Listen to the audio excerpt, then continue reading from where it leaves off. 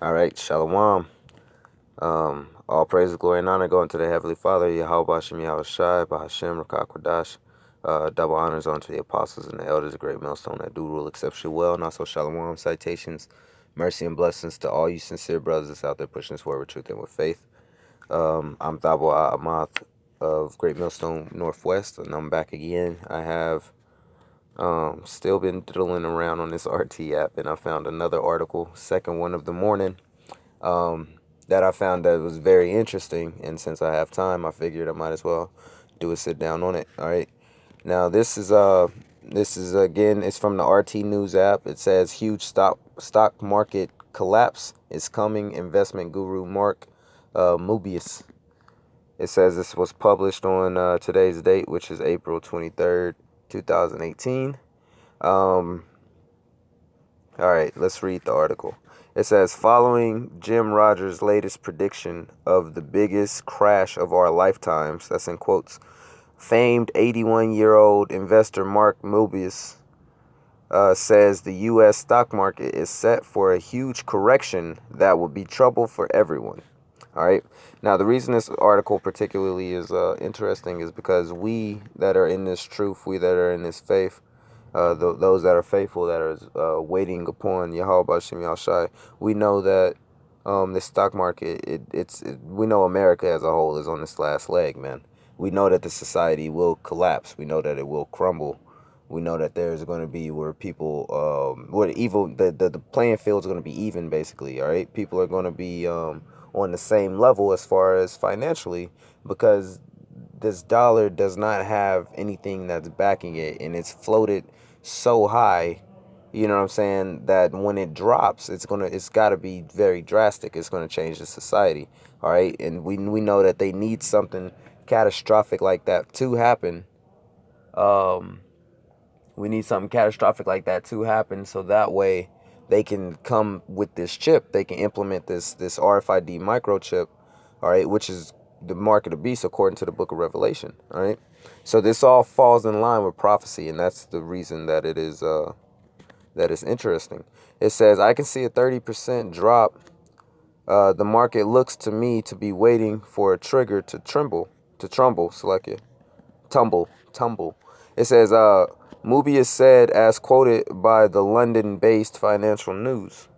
According to Mobius, the former executive chairman at Templeton Emerging Markets, all right, all the indicators now point to a great fall in the S&P 500 and the Dow Jones, which is the stock market.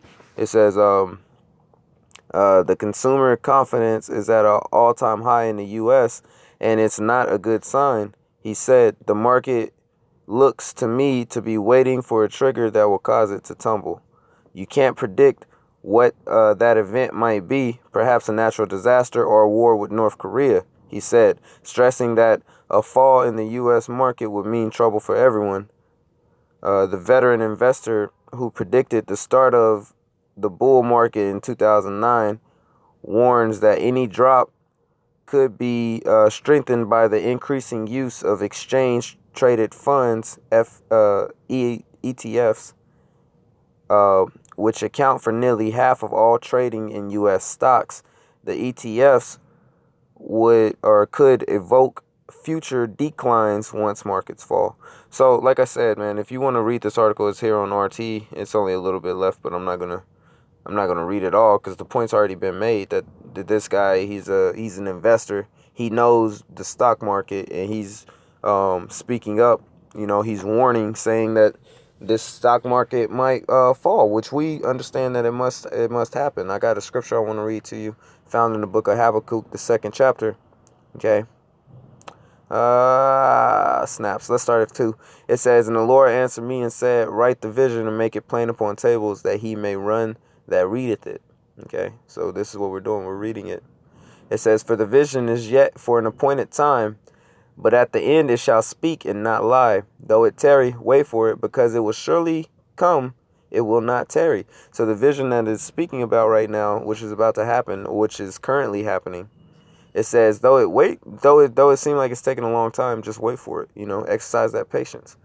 All right, because it shall come to pass. The Most High has spoken it, so it shall come to pass. Okay, it says, "Behold, his soul which is lifted up is not upright in him, but the just shall live by his faith." Now, the soul that's not the soul that's in him that's lifted up is the soul of Esau, man. The one that's not upright. That's the soul of Esau, the wicked, according to the Bible, which today they commonly refer to themselves as Caucasians. All right, and so-called Caucasians is happen to be the Edomites according to the Bible. It says, "But the just shall live by his faith," and that's speaking about the Israelites. It says, "Yeah, also because he transgresseth by wine, he is a proud man, neither keepeth at home." Again, it's just describing what Edomites do, Esau. It says, "Who enlargeth his desire as hell, and is as death." And as the guy even said in that article, that the American market is extremely a consumer market, man. All right, which isn't good because they don't got nothing to back it up. It says, "He enlargeth his desire as hell, and is as death, and cannot be satisfied, but gathereth unto him all nations, and heapeth unto him all people." All right, so these American Edomites, this is describing what they do. It says, "Shall not all these take up a parable against him, and a taunting proverb against him, and say, Woe to him that increases that which is not his, how long? And to him that laden himself with thick clay." Now, when it's saying him that ladeth himself with thick clay, it's speaking about all this debt that the American market is accumulating. All right, and I hope I pronounced that word correctly. You guys know what I'm saying. All that debt that he's getting, that he's currently gathering, that's what's going to end up screwing this guy over, man. That's why Esau's really going to come with that chip. He's going to say, "Hey, we can clear all your debts. You just take this chip." You know what I'm saying? He can come with so many avenues to get people on board of taking that RFID microchip, man. And since we're speaking about that RFID microchip, we might as well pull up the scripture on it. Okay?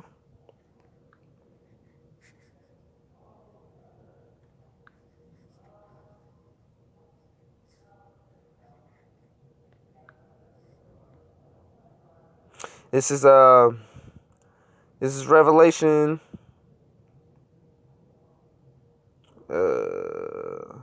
This is Revelation chapter 13. We're going to start at verse 15. It says, "And he had power to give life unto the image of the beast, that the image of the beast should both speak, and cause as many as would not worship the image of the beast should be killed." All right, that image of the beast is really representative of the system that these Edomites come with. All right, specifically the American NATO EU system that's going on, that democracy system, that United Nations under America fucking system going on. Okay. It says, "And he causeth all, both small and great, rich and poor, free and bond, to receive a mark in their right hand or in their foreheads." Now that's what they're gonna come with, man. That's speaking about that mark that is speaking about is that RFID microchip. This is the what people refer to as the mark of the beast. Okay. It says, "And that no man might buy or sell save he that hath the mark, or the name of the beast, or the number of his name. Here is wisdom. Let him that have understanding count the number of the beast, for it is the number of a man, and his number is 666." So hey man, I don't really need to break down the RFID microchip, because you know what I'm saying, everybody should know about the RFID microchip. That's the main prophecy that is coming about, man. That's a prophecy that is going to decide who is faithful to the Most High Power and who is not. That's a major prophecy, man. All right, that RFID microchip. So everything that's happening, only thing they're doing is gearing people further up for that RFID microchip, man. All right, which we believe through faith. Us here at Great Millstone, we believe through faith that is the mark of the beast. All right, and if you are an Israelite, if you are a so-called Negro, Latino, or a Native American Indian, all right, and you take that microchip, then that's going to be it for you, man. If you take that microchip, well, hey, enjoy your life and prepare to die, man. Okay? But it's our duty, actually, as Israelites, so-called Negroes, Latinos, and Native Americans, as Israelites, it's our duty not to take that microchip. It is our duty to resist that microchip, even if it's unto death, man. All right? Even if it's unto death. But hey, pretty much that's the point. Feel free to read that article on RT.com.